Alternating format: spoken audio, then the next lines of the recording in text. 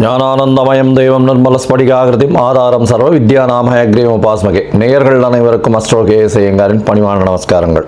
மாத பலன் விஸ்வாவசு வருஷம் சித்திரை மாதம் 14/4/2025 14/5/2025 வரலும் உண்டான பலன்கள். இந்த சித்திரை மாதம் என்பது வருஷத்தின் முதல் நாள், தமிழ் ஆண்டின் முதல் நாள். ஏற்கனவே தமிழ் புத்தாண்டு பலன்கள் தனியாக போட்டிருக்கேன், பாருங்க. இப்போ இந்த புது மாதத்தின், அதாவது சித்திரை மாதத்தின் பலனில் முதல்ல இந்த மாதத்தினுடைய கிரகச்சாரங்கள் என்னென்ன மாற்றங்கள் வருது, அது தவிர இந்த மாதத்தில் வரக்கூடிய, அதாவது கிரகங்களுடைய மாற்றங்கள் என்னென்ன இருக்குது அப்படின்றத பார்ப்போம். அதுக்கப்புறம் இந்த மாதத்தினுடைய பலன்கள் என்னென்னன்றதை பார்ப்போம், ஒரு ராசியாக. அதற்கு பிறகு இந்த மாதத்தில் எந்தெந்த ராசிக்காரர்களுக்கு சந்திராஷ்டமம் வருது, என்னென்ன நாட்கள் அப்படின்றதையும் பார்க்கலாம். முதல்ல இந்த மாதத்தினுடைய கிரகச்சாரங்கள், அதாவது கோள்களின் மாற்றங்கள் என்னென்ன அப்படின்னு பார்ப்போம். சித்திரை மாதம்னு சொன்னோம் என்னன்னா, மேஷத்தில் சூரியன் உச்சம் பெற்று போயிருக்கக்கூடிய காலகட்டம். மேஷத்தில் சூரியன் இருக்கக்கூடிய காலகட்டத்தை சித்திரை மாதம்னு சொல்கிறோம். புது வருஷமும் பிறகுறது. ரெண்டாம் இடம்னு சொல்லக்கூடிய ரிஷபத்தில் குரு, கடகத்தில் செவ்வாய் நீச்சப்பட்டு போகிறார். அது தவிர கன்னியில் கேது.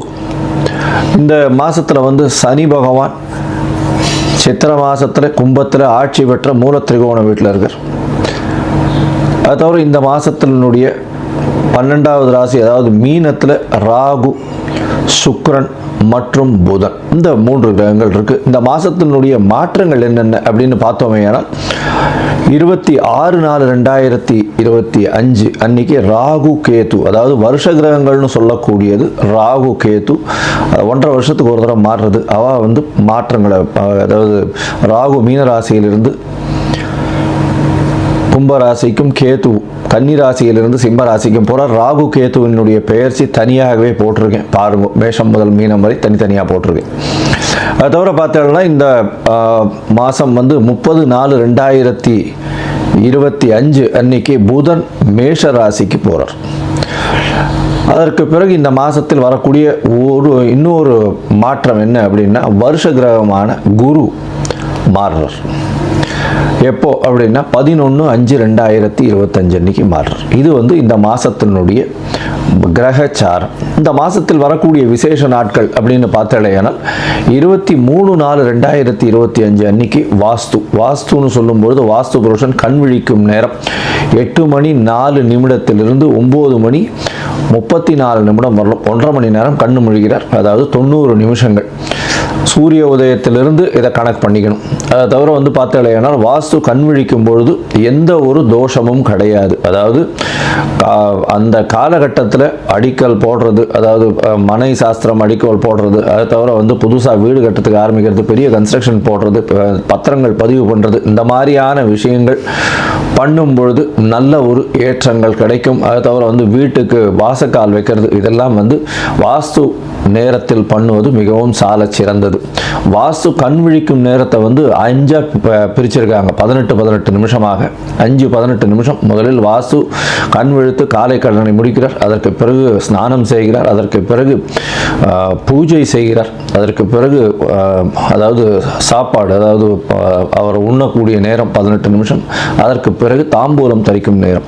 இந்த உண்ணக்கூடிய நேரத்திலையும் தாம்பூலம் தரிக்கும் நேரமான கடைசி 36 நிமிஷம், அதாவது 8:58 9:34 வரலும் இருக்கக்கூடிய நேரத்தில் செய்யக்கூடிய அனைத்து வேலைகளும், அதாவது கன்ஸ்ட்ரக்ஷனுக்குன்னு அந்த இது எந்த ஒரு சிவில் கன்ஸ்ட்ரக்ஷனாக இருந்தாலும் அது வெற்றியை கொடுக்கும் அப்படின்றது சொல்கிறேன். அதனால் வாஸ்து ரொம்பவும் முக்கியமான விஷயம். சரி, இந்த மாதத்தில் வரக்கூடிய மற்ற விஷயங்கள் என்ன அப்படின்னா, 25/4/2025 ரமண மகரிஷி, திருவண்ணாமலையில் ரமண மகரிஷியினுடைய 75வது ஜெயந்தி. அதற்கு பிறகு 27ஆம் தேதி கள்ளழகர் ஆற்றுல இறங்குறார். 27/4/2025 அன்றைக்கி அமாவாசை வேறு. அதற்கு பிறகு பார்த்தாலேயானால் 30/4/2025 அன்னைக்கு அக்ஷய திருத்தியை. அக்ஷய திருதினா வளர்பிறை திருதியை, அதாவது அமாவாசைக்கு அடுத்து வரக்கூடிய 3வது நாள் அக்ஷய திருதியை. இந்த துவரம்பருப்பு அதெல்லாம் வாங்கக்கூடிய நல்ல நாள். பொதுவாகவே தங்கம் வாங்கணும் அப்படின்னு வச்சுருக்காங்க, இப்போ அப்படிலாம் கிடையாது. துவரம்பருப்பு, வெல்லம், அடுத்தது கொஞ்சோண்டு உப்பு வாங்கினாலே வீடு சுபிக்ஷமாக இருக்கும், கவலைப்பட வேண்டாம்.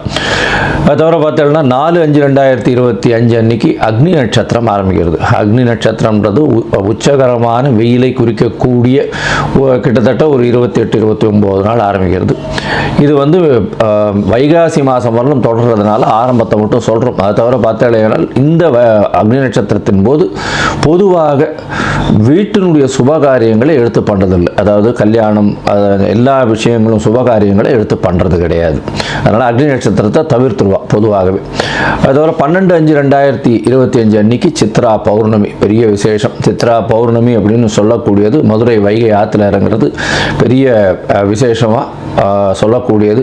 கள்ளழகரும் இறங்குறாரு வைகையில், சித்ரா பௌர்ணமி அன்னைக்கு இறங்குறார். இந்த காலகட்டத்தில் பார்த்தடையானா இந்த சித்திரை மாதம் நல்ல ஒரு ஏற்றமான மாதமாக இருக்குது. இந்த ஏற்றமான மாதத்தில் மாற்றங்கள், அதாவது ஒரு ராசிக்காரர்களுக்கும் மேஷம் முதல் மீனம் வரை என்னென்ன மாற்றங்கள் இருக்குன்றதையும் பார்க்கணும். அதை தவிர பார்த்தலையானால் இந்த மாதத்தில் குருவும் சுக்கிரனும் பரிவர்த்தனை யோகத்தில் இருக்கா. இந்த மாதம் 11/5/2025 வரலும் பார்த்தோம்னா குரு சுக்கிர பரிவர்த்தனை யோகம் பெரிய விசேஷம். சூரியன் உச்சம் பெற்று போயிருக்கார், அதுவும் மிகப்பெரிய விசேஷம். சனி ஆட்சி மூல திரிகோண வீட்டில் இருக்கிறது பெரிய ஏற்றத்தை கொடுக்கக்கூடிய காலகட்டம். அதை தவிர வந்து சுக்கிரனும் புதனும் சேர்ந்து, அதாவது சுக்கிரன் உச்சம் பெற்று புதன் நீச்சம் பெற்று இருக்கிறதுனால நீச்ச பங்கம் அடைஞ்சு ராஜயோகத்தை கொடுக்கக்கூடிய காலகட்டமாக இருக்குது. சரி, இது எந்தெந்த ராசிக்காரர்களுக்கு கொடுக்கறது அப்படின்னு மேஷம் முதல் மீனம் வரை பார்க்கலாம். அதற்கு முன்னாடி என்னுடைய மொபைல் நம்பர் ஸ்க்ராலிங்கில் போயின்னு இருக்கும். உங்களுக்கு அஸ்ட்ராலாஜிக்கல் கன்சல்ட் தேவைப்பட்டது ஏனால் நீங்கள் எனக்கு ஃபோன் பண்ணுங்க. உங்களுடைய date, time, place of birth, உங்களுடைய பெயர், தாய் தகப்பனார் பெயர் இதுவரெல்லாம் அனுப்புங்க. என்னுடைய கட்டணம் என்னன்னு சொல்கிறேன், அந்த கட்டணத்தை செலுத்திட்டு அப்பாயின்மெண்ட் எடுத்துக்கோங்க. உங்களுடைய ஜாதகத்தை போட்டு அதில் சந்தி இருக்கான்னு பார்த்து, லக்ன சந்தி, ராசி சந்தி, நட்சத்திர பாத சந்தி, லக்ன பாத சந்தி இதெல்லாம் இருக்கான்றதை பார்க்கணும். பார்த்துட்டு உங்களுடைய இப்போ நடக்கக்கூடிய தசா புக்தி அந்தரம் சூக்ஷ்மம் எப்படி இருக்குது, இப்போ நடக்கக்கூடிய கோச்சாரம் எப்படி இருக்குன்றதை பார்த்துட்டு உங்களுக்கு உண்டான பலன்கள் என்ன அப்படின்றதையும் எளிய பரிகாரங்களும் வந்து சொல்கிறேன் நான். சரி, இந்த மாதம் சித்திரை மாதம் விஸ்வாவசு வருஷம் என்ன ஒரு ஏற்றத்தையும் மாற்றத்தையும் கொடுக்கும் அப்படின்றத ஒரு ராசியாக மேஷம் முதல் மீனம் வரை பார்க்கலாம். ரிஷபம், கிருத்திகை, ரோகிணி, மிருகசீரிஷம் இந்த 3 நட்சத்திரம் 9 பாதங்களை கொண்ட ராசி. ராசியின் அதிபதி அப்படின்னு சொல்லக்கூடியவர் சுக்கிரன். உங்களுடைய ராசிக்கு பார்த்தீங்கன்னால் சுக்கிரன் உச்சம் பெற்று போய் 11ஆம் இடத்துல இருக்கார். நினைத்த விஷயங்கள் நினைத்த நேரத்தில் நினைத்த காலத்தில் நடக்கக்கூடிய காலகட்டமாக அமைய போகிறது. சித்திரை மாதம் வேற வந்தாச்சு. இந்த காலகட்டத்தில் திருமண பாக்கியம் கைகூடக்கூடிய வாய்ப்புகள் மிகவும் அதிகம். இந்த சித்திரை மாதத்தில் பார்த்தீங்கன்னா இந்த மாத கடைசியில் தான் குரு மாறுறார். அதுக்குள்ளேயும் வந்து கண்டிப்பாக திருமண பாக்கியம் ஏற்படும். ஏன்னா ராசிநாதன் பரிவர்த்தனை யோகம் வேறு இருக்குது. 11ஆம் இடத்துல வந்து உச்சம் பெற்று போயிருக்கார்.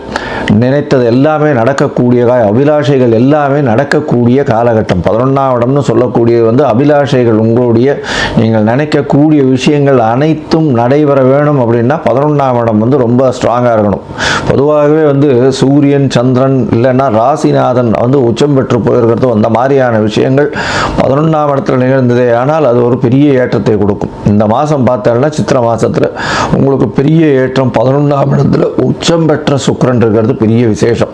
இதன் மூலியமாக இவ்வளவு நாளாக உங்களுக்கு எந்தெந்த தடைகள் இருந்ததோ நீங்கள் நினைச்ச காரியங்கள் எல்லாம் நடைபெறக்கூடிய வாய்ப்புகள் இந்த மாதத்தில் சித்திரை மாதத்தில் கண்டிப்பாக நடந்தே தீரும். கவலைப்பட தேவையில்லை. ராசியிலேயே குரு இருக்கிறதுனாலையும் சப்தமத்தை பார்க்கறதும் பெரிய விசேஷம். இதன் மூலியமாக பார்த்தேனால் கண்டிப்பாக திருமண பாக்கியம் ஏற்படும். எவ்வளோ நாளாக வந்து இந்த இளைஞர்கள் வந்து திருமணத்திற்கு பார்த்து கொண்டிருப்பவர்களுக்கு கண்டிப்பாக திருமண பாக்கியம் இந்த காலகட்டத்தில் அமையக்கூடிய வாய்ப்புகள் உண்டு. அதை தவிர பார்த்தேனால் 5ஆம் இடத்தை குரு பார்க்குறார். குரு 5ஆம் இடத்தை பார்க்குறார். இதில் என்ன விசேஷம் அப்படின்னா 26 நாள் அன்னைக்கு கேது பயிற்சி ஆகிடுறார். ராகு கேது பயிற்சி ஆகுது. அதனால் 5ஆம் இடத்தை குரு பார்ப்பதன் மூலியமாக திருமணமான தம்பதியினர்களுக்கு இவ்வளவு நாளாக திருமணம் ஆகி குழந்தை இல்லாமல் இருந்தவர்களுக்கு இந்த காலகட்டத்தில் குழந்தை பிராப்தி ஏற்படக்கூடிய வாய்ப்புகள் நிச்சயமாக உண்டு.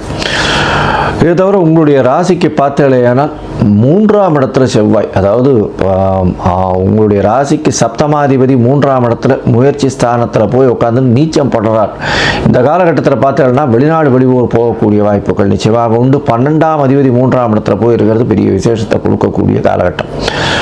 இதை தவிர இதில் கலைத்துறையில் இருக்கிறவங்களுக்கெல்லாம் பெரிய ஏற்றம் கிடைக்கும். புதுசாக ப்ராஜெக்ட்ஸ் போடக்கூடிய வாய்ப்புகள் நிச்சயமாக உண்டு. பால் சம்பந்தப்பட்ட தொழிலில் இருக்கிறவங்களுக்கு பெரிய ஏற்றத்தை கொடுக்கும். தண்ணீர் சம்பந்தப்பட்ட தொழில்கள், அதை தவிர இந்த ஆடை, வெண்ணிற ஆடைகள், ஆடை உற்பத்தியில் இருக்கிறவங்களுக்கெல்லாம் பெரிய ஏற்றம் கிடைக்கக்கூடிய வாய்ப்புகள். மருத்துவர்கள், அதுவும் இந்த சுக்கிரன் சம்பந்தப்பட்ட மருத்துவத்துறைன்னு சொல்லக்கூடியது, இந்த நகாசு வேலைகள், அழகு கலை, அந்த மாதிரியான விஷயங்கள், இந்த ஃபேஷியோ மேக்ஸிலரி சர்ஜரிஸ்ன்னு சொல்லக்கூடிய முகத்தை சீரமைக்கக்கூடியது, இதெல்லாம் பெரிய ஏற்றத்தை கொடுக்கக்கூடிய வாய்ப்புகள் மிகவும் அதிகம். ராசிக்கு 11ஆம் இடத்துல பார்த்தீங்கன்னா, அதாவது சுக்கிரனோட சேர்ந்து புதன் இருக்கார். உங்களுடைய ராசிக்கு 2, 5 அதிபதி, அதாவது 2ஆம் அதிபதினு சொல்லக்கூடிய ஒரு தன வாக்கு குடும்பஸ்தானத்தின் அதிபதி. அவர் நீச்சப்பட்டு போயிருக்கார். இருந்தாலும் நீச்ச பங்கம் அடைகிறார். ஏன்னா கூடவே சுக்கிரன் உச்சம் பெற்று போயிருக்கிறதுனால நீச்ச பங்கம் அடையக்கூடிய காலகட்டமாக அமையிறது. இதன் மூலியமாக பார்த்தலையானால் பணவரவு அபரிமிதமாக இருக்கக்கூடிய காலகட்டம். வெளிநாடு வெளியூர் வெளிமாநிலம் செல்லக்கூடிய வாய்ப்புகள் உண்டு. திருமணமான தம்பதிகளுக்கு குழந்தை பாக்கியம் உண்டாகக்கூடிய காலகட்டமாக அமையும். 10ஆம் இடத்தில் உங்களுக்கு சனி பகவான் ஒரு 10 நாளில் பார்த்தீங்கன்னா ராகுவும் சேர்ந்து வரும். தொழிலில் அபரிமிதமான ஏற்றம், அதாவது வெளிநாடு போயிட்டு வரக்கூடிய வாய்ப்புகள், அதுவும் இண்டஸ்ட்ரீஸ்லாம் வச்சிருக்கிறவாளுக்கெல்லாம் பெரிய ஏற்றம் கிடைக்கும். உங்களுக்கு கீழே அடிபணிஞ்சு வேலை செய்கிறவாள் நம்பர் ஆஃப் எம்ப்ளாயீஸ் அதிகம் பண்ணுவீங்க. இப்போ 10 பேர் வச்சுருக்கீங்கன்னா ஒரு 50 பேர் 100 பேர் ஆக்கக்கூடிய வாய்ப்புகள் மிகவும் அதிகமாக இருக்கும். ஏன்னா ராகுவே போய் 10ஆம் இடத்துல போய் உட்கார்ற பெரிய ஏற்றத்தை கொடுக்கக்கூடிய காலகட்டமாக இருக்கும். மேன் பவர் மேனேஜ்மெண்ட்டில் போகக்கூடிய வாய்ப்புகள் இருக்கும். மேன் பவர் மேனேஜ்மெண்ட்டாக நீங்கள் மேனேஜராக இருந்தீங்கன்னா அதோட சீனியர் மேனேஜராக போய் இன்னொரு 20 பேரை கண்ட்ரோல் பண்ணுறதுக்கு உங்களுக்கு தகுதியை கொடுத்துட்டு போகக்கூடிய வாய்ப்புகள் நிச்சயமாக உண்டு.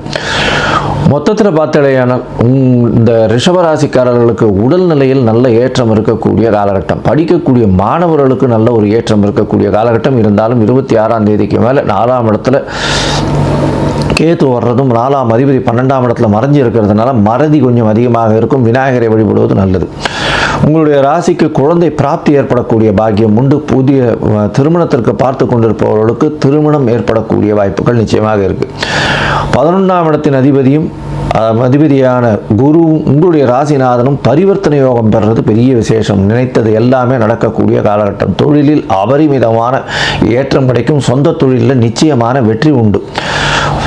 அதை தவிர பார்த்தீங்கன்னா உங்களுடைய ராசிக்கு சப்தமாதிபதி 3ஆம் இடத்துல நீச்சப்படுறதுனால பார்ட்னர்ஷிப் தொழிலில் சிறு பிரச்சனைகள் இருக்கக்கூடிய வாய்ப்புகள் நிச்சயமாக உண்டு. தந்தையின் உடல் நலத்தில் நல்ல ஒரு ஏற்றம் இருக்கக்கூடிய காலகட்டம். பொது காரியங்களுக்குன்னு அதிகமாக செலவு பண்ணக்கூடிய வாய்ப்புகள் நிச்சயமாக இருக்கும். இந்த மாதத்தில் நீங்கள் ஒரு தரமாவது அருகில் இருக்கக்கூடிய இந்த ஸ்ரீரங்கம் கோவிலுக்கு போயிட்டு தாயாரை சேவிச்சுட்டு வாங்க. ஸ்ரீரங்கநாதனை போய் சேவிச்சுட்டு தாயாரையும் போய் சேவிச்சுட்டு வர்றதுனால உங்களுக்கு உண்டான எல்லா வித ஏற்றமும் மாற்றமும் இந்த மாதம் நிச்சயமாக வரும்.